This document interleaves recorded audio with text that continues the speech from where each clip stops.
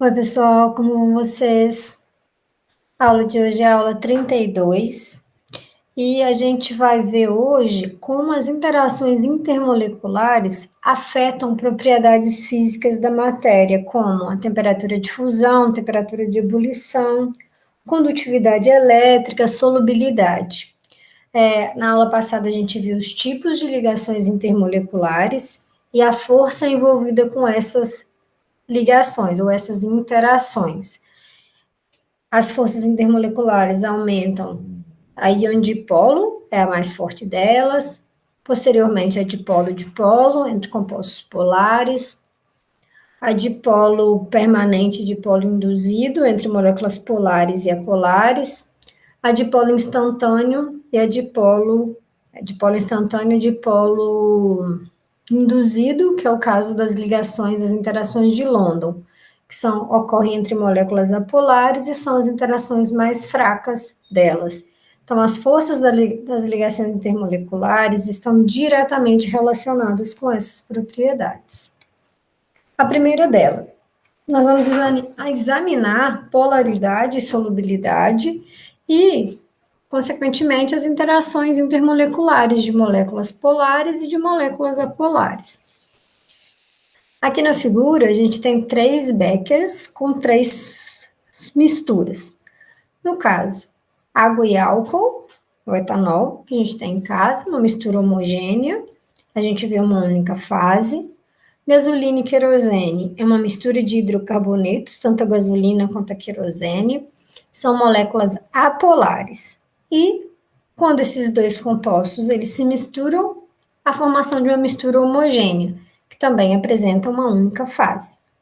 Agora, quando a gente mistura a gasolina, que é um composto apolar, apresenta em sua constituição molecular somente carbono e hidrogênio, cadeias carbônicas longas, e a água, a água sendo um composto polar, ela tem ligações polares e é uma molécula polar, com geometria angular.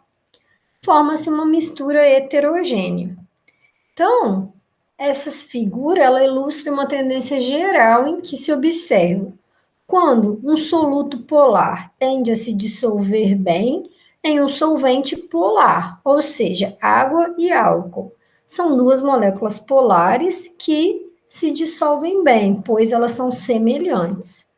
E um soluto apolar, como a gasolina, tende a se dissolver bem em um solvente apolar, que é o caso aqui da querosene. São dois compostos apolares que são semelhantes, são moléculas semelhantes.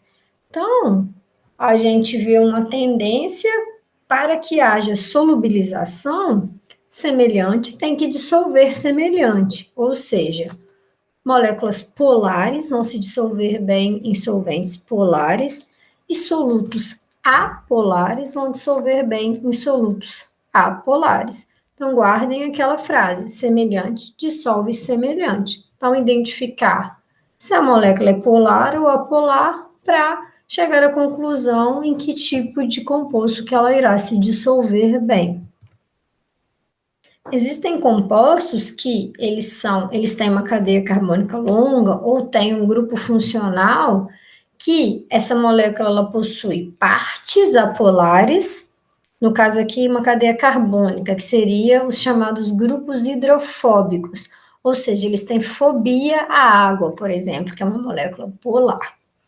E grupos hidrófilos, que são grupos que têm afinidade pela água, que são extremidades polares, porque há polarização ou diferença de eletronegatividade que gera os polos aqui nos grupos funcionais, o polo negativo e o polo positivo, que é o caso da molécula de álcool, uma molécula de ácido carboxílico que tem esse grupo funcional aqui, uma carboxila.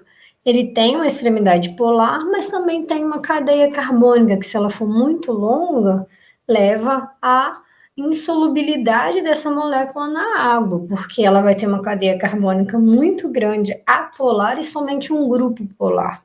Então, isso aí tem que ser um balanço, dependendo do número de grupos polares, ela vai ter afinidade pela água. Dependendo se o número de grupos polares for pequeno e houver uma cadeia carbônica muito grande, ele vai ter mais afinidade por grupos hidrófobos ou por solventes apolares.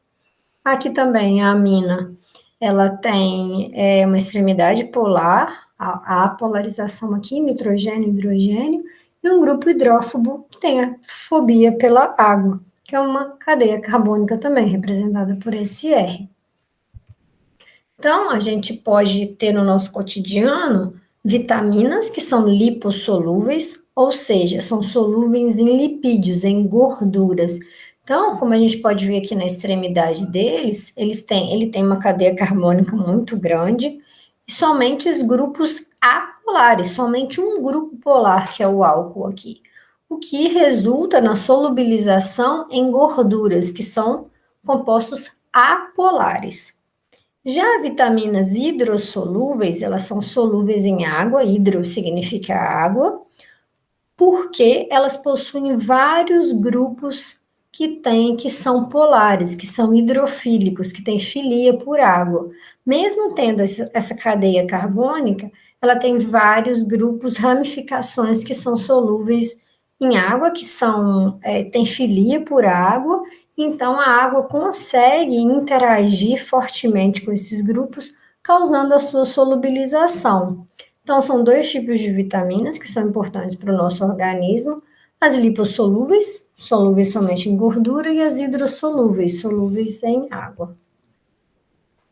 O que a gente pode ver, comparar, que eu estava dizendo em relação aos compostos orgânicos, é o tamanho da cadeia carbônica. Por exemplo, aqui a gente tem diferentes álcoois, com diferentes cadeias carbônicas. Aqui uma cadeia carbônica com um carbono, 2, 3, 4, 5 e 6 carbonos. O que a gente percebe é, quando a cadeia carbônica é pequena, até 3 compostos aqui, até 3 átomos de carbono, a gente tem uma solubilidade em água ilimitada, é aquilo que eu estava falando. Até 3 carbonos, o grupo hidrofílico prevalece, então prevalece a filia por água, então ele é solúvel em água. E à medida que a cadeia carbônica aumenta, diminui-se a solubilidade em água, até chegar aqui num composto, num álcool com 6 carbonos, ele tem uma solubilidade muito baixa em água. Então, a solubilidade em água de álcoois, por exemplo, ela diminui com o aumento do número o tamanho da cadeia carbônica, né, da massa molecular desse composto.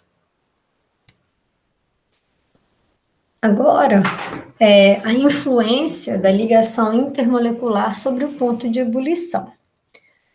Quando a gente compara os 3 tipos principais de interações intermoleculares, o dipolo instantâneo, o dipolo induzido, que é a ligação mais fraca que a gente tem, a interação de Van der Waals, a dipolo-dipolo, que acontece entre moléculas polares, e a ligação de hidrogênio, que é um caso especial da dipolo-dipolo. A gente percebe que compostos de mesma massa molecular muito próximas, eles vão ter pontos de ebulição bem diferentes. Quanto mais fraca a interação intermolecular, menor o ponto de ebulição. Então, por exemplo, aqui o propano, ele é gasoso, ele está no estado gasoso em temperatura ambiente. O éter dimetílico também. Agora, o etanol, em que suas moléculas interagem por ligações de hidrogênio, ele tem ponto de ebulição de 78. Então, ele é um líquido em temperatura ambiente. Somente em 78 graus Celsius ele passa do estado líquido para o estado gasoso. Então, quanto mais forte forem as forças intermoleculares, maior será o ponto de ebulição daquela substância. Ponto de fusão, a mesma coisa. Quanto mais forte o tipo de interação, maior o ponto de fusão. Então, aquelas substâncias terão tendência em permanecer no estado sólido. Beleza? Agora, quando a gente compara pontos de ebulição de substâncias com diferentes massas moleculares, à medida que essa massa molecular aumenta, eles têm o mesmo tipo de interação intermolecular. Nesse caso aqui, São moléculas apolares que interagem por dipolo instantâneo e dipolo induzido. Então, quanto maior a massa molecular, quanto maior a cadeia carbônica, maior o ponto de ebulição, porque essas cadeias elas têm mais pontos de contato, elas interagem com mais pontos de contato entre elas, então, o que causa uma interação maior do que uma molécula pequena. Então, quanto maior a massa molecular dentro de um mesmo tipo de interação intermolecular, compostos de mesmo tipo de interação intermolecular, maior o ponto de ebulição. Agora, aqui as ligações de hidrogênio, a mesma coisa, a gente viu no slide anterior compostos apolares entre eles, né? E agora os compostos polares, com o mesmo tipo de interação intermolecular, as ligações de hidrogênio, da mesma forma que os compostos apolares, os compostos polares que interagem por ligação de hidrogênio, à medida que se aumenta a massa molecular, aumenta-se também o ponto de ebulição, sendo aqui o propanol o maior ponto de ebulição. Ele tem a maior massa molecular dentre esses álcoois que estão aqui representados. Essa tabelinha aqui, ela mostra a relação entre ligações, interações e as propriedades das substâncias. Então, a gente aprendeu que compostos podem formar ligações metálicas, ligações iônicas e ligações covalentes, polares e apolares. Então, quando essas moléculas, as partículas formadoras de cada tipo de ligação, a ligação metálica é formada entre átomos e cátions metálicos, a ligação iônica entre íons, metais e ametais, né, elementos metálicos e ametálicos da tabela periódica, e tem tendência em doar elétrons. E as ligações covalentes, elas acontecem entre moléculas, entre elementos dos elementos semimetálicos e não metálicos e o hidrogênio, e elas formam moléculas. A atração entre as partículas ocorre pelos elétrons livres. A atração entre as partículas no íons, ela ocorre de forma eletrostática, já que a gente tem íons positivos e negativos. E as moléculas com ligações covalentes polares, elas interagem por interações de dipolo-dipolo ou interações de hidrogênio. São as ligações de hidrogênio que a gente aprendeu na aula passada, 2 tipos de interações intermoleculares. E as moléculas que têm ligação covalente apolar, elas interagem por ligações de Van der Waals. E isso afeta o estado físico, a temperatura ambiente. As ligações metálicas são mais fortes que as ligações iônicas, que são mais fortes que as ligações covalentes, o que resulta nos compostos no estado sólido quando eles possuem ligações metálicas. Os compostos que possuem ligações iônicas também estão no estado sólido, pois são ligações fortes, você necessita de alta temperatura para quebrar o retículo cristalino e essa substância passarem do estado sólido para o estado líquido. Já os compostos que possuem ligações covalentes polares, normalmente eles estão no estado líquido e são sólidos somente quando as moléculas são muito grandes. E as moléculas que são apolares, normalmente elas estão no estado gasoso ou líquido quando as moléculas são muito grandes. Como vocês podem perceber, à medida que se diminui a força de interação, você tem um estado físico onde as moléculas estão mais afastadas, ou seja, onde a interação entre elas é mais fraca. Então, a interação intermolecular e interatômica, ela afeta diretamente o estado físico e a temperatura ambiente. Quanto mais fraca, maior a tendência em essa substância estar no estado gasoso. Os pontos de fusão e ebulição são normalmente muito altos quando as ligações entre os compostos, entre os átomos ou elementos, são metálicas. Então, o elemento de maior ponto de fusão e ebulição são os metais, no caso do tungstênio. Os compostos que têm ligação iônica também têm pontos de fusão e ebulição muito altos, por conta das suas forças de interação.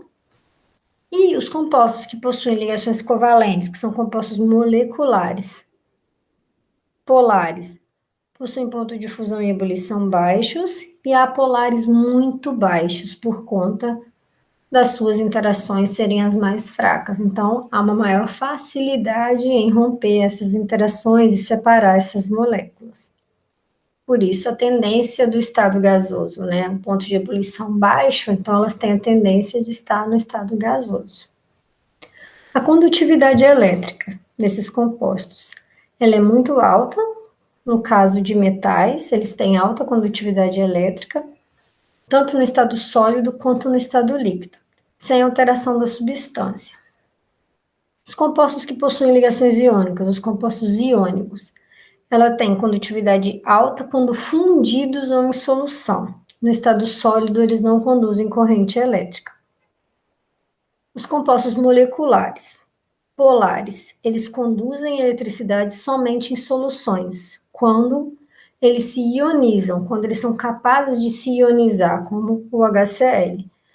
Puros do estado líquido, sólido ou gasoso não conduzem corrente elétrica. E as moléculas apolares não conduzem corrente elétrica de forma nenhuma. Porque eles não produzem íons em solução, eles não se ionizam. Quanto à dureza, os compostos com ligação metálica são duros, porém maleáveis e dúcteis, podem formar fios ou folhas finas. São duros as ligações compostos com ligação iônica, porém são quebradiços. E os compostos covalentes não possuem dureza. Agora, solubilidade. Os compostos metálicos, eles são insolúveis em solventes comuns. Os compostos iônicos, eles são solúveis somente em solventes polares, já que eles podem se ionizar, e os solventes polares também têm polos, então eles interagem por conta dessas cargas, né, como a gente viu nas interações íon-dipolo. E os compostos moleculares com ligação covalente polar, eles são solúveis somente em solventes polares, que é o que a gente viu nos primeiros slides, semelhante dissolve semelhante. Então, compostos polares serão solúveis apenas em solventes polares, e compostos apolares serão solúveis somente em solventes apolares. Beleza? Essa é o que eu tinha para mostrar na aula de hoje. Como as interações intermoleculares afetam nas propriedades físicas dos materiais, das substâncias. Beleza? Até a próxima aula. Tchau, tchau.